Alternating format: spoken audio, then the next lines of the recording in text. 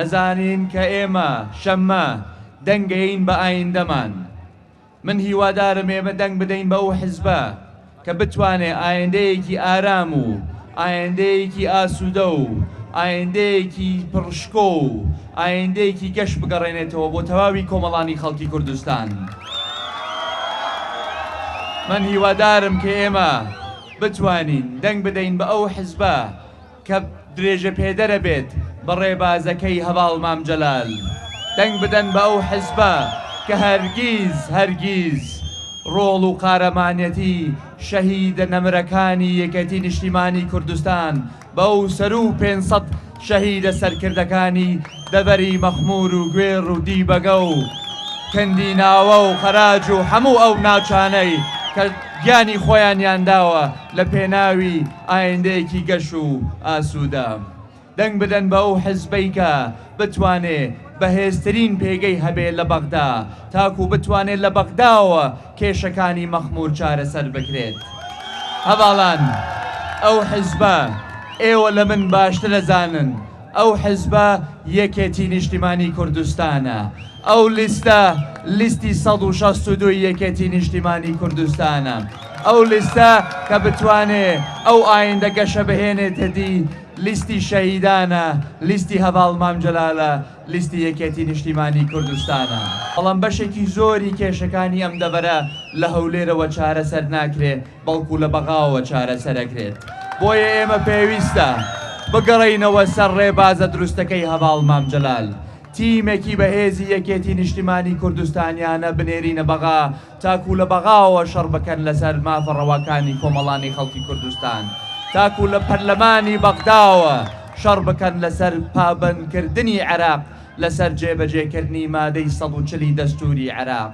تاکو لە بەغداوە شەڕ بکەن لەسەر بودجەیەک کە بتوانێت تەواوی شایستە داراییەکانی هەموو کۆمەڵانی خەڵکی کوردستان بە خەڵکی ئەم دەبەرە تێکۆشەرەوە دابینکە کە بودجە بێ کە موچە بێ کە شایستە داراییەکانی کە سوکاری سەربەرزە شەهیدە نەمرەکانمان بێ کە شایستە داراییەکانی زندانی سیاسیەکانمان بێ.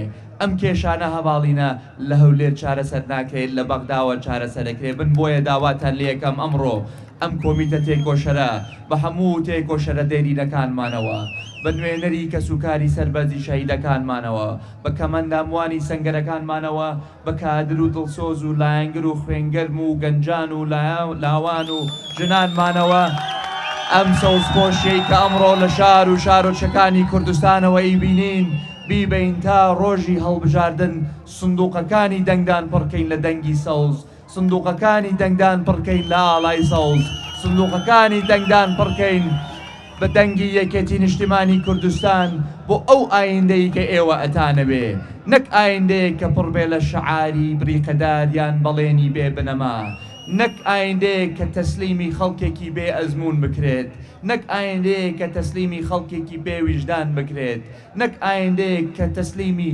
خەڵکێکی نابەرپرس بکرێت کە بمان بات بەرەو گرژی و ئاڵۆزی و نائارامی. هەواڵان ئێوە لە هەموو کەسێک باشتر ئەزانن ئێمە لە ئارامی و لە سەقامگیریا گەشە ئەکەین. ئێمە کە ناوچەیەکین کە لە ناوچەیەکی جێناکۆکین. ئەمڕۆ ئێمە پێویستمان بە ئاشتیە، پێویستمان بە سەقامگیریە، پێویستمان بە پێکەوە ژیانە، پێویستمان بە تەوافقی سیاسیە، پێویستمان بە تەوافقی نیشتیمانیە. ئەمانەوێت دوورکەوینەوە لە شەڕ، ئەمانەوێت دوورکەوینەوە لە ئاڵۆزی، ئەمانەوێت دوورکەوینەوە لە ناسەقامگیری. چکە ئەمانە ڕێبازی هەواڵ مام جەلال نەبوو. مام هەمیشە خەباتی کردووە لە پێناوی ئاشتی، خەباتی کردووە لە پێناوی دیموکراسی، خەباتی کردووە لە پێناوی مافی مرۆڤ، خەباتی کردووە لە پێناوی مافی چارەی خۆنووسین، خەباتی کردووە لە پێناوی پێکەوژیان. بۆیە هەمیشە ئاماژەی بەدەست چەپکە گوڵە جوانەکەی داوە. ئێمە لێرە، ئێوە لێرە ئەبێن بەرزترین و بریقەدارترین نوێنەری ئەو چەپکە گوڵە بن، چکەن هەمیشە پێکەوە ئەژین لەگەڵ دۆست و دراوسەیەکانمان. بۆیە کەی پێویستی کردووە یەکێتی ڕای نەکردووە لە مەسئولیەت، کەی پێویستیشی کردووە یەکێتی ڕای نەکردووە لە شەڕ، کەی پێویستی کردووە یەکێتی بەرگری لە خاک و نیشتیمانی کردووە، بەڵام کەی پێویستیشی کردووە یەکێتی لە پێشەوەی بەرەی ئاشتی بێ لە پێشەوەی ئەو بەرە بووە. بۆیە من دیسانەوە داواتان لێ یەکەم لە ئێستەوە تاکو و ڕۆژی هەڵبژاردن ماڵ بە ماڵ بگەڕێن، گەڕک بە گەڕک بگەڕێن، هەر کەسێک لە ئێمە نیگەران بوو بێ ئاشتی بکەنەوە، هەر کەسێک لە ئێمە دوورکەوت بێتەوە ئاشتی بکەنەوە، یەکێکیەکەمان بەهێز بکەینەوە چۆن لە هەڵبژاردنەکانی ڕابردوو هەمیشە مەخمور و دەوروبەری قەڵایەکی سەوز بوو بۆ یەکەتی نیشتیمانی کوردستان لەم هەڵبژاردنەش بیسەلمێنن کە نەبە فشار نەبە زوڵم نەبە هیچ شتێک ئێرە سەوزیەکەی کاڵ نابێتەوە، بەڵکو ئێرە هەمیشە سەوز بووە، هەمیشە سەوزە بێ، لە ئایندەش هەر سەوزە بێ، لە ئایندەش هەر مەخموری هەواڵ مام جەلال لەبێت.